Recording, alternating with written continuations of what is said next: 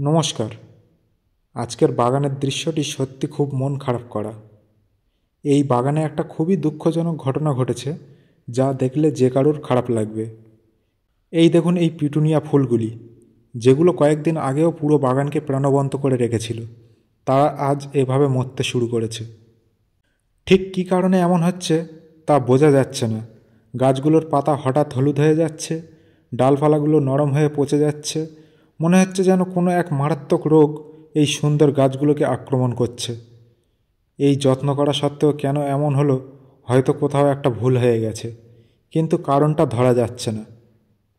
অনেকে বলছেন এটা হয়তো অতিরিক্ত জল দেওয়ার ফল, বা হয়তো ছত্রাকজনিত কোনো রোগ, কিন্তু নিশ্চিতভাবে কিছু বলা যাচ্ছে না। আপনারা যারা বাগান করেন বা গাছ ভালোবাসেন, তারা প্লিজ সাহায্য করুন।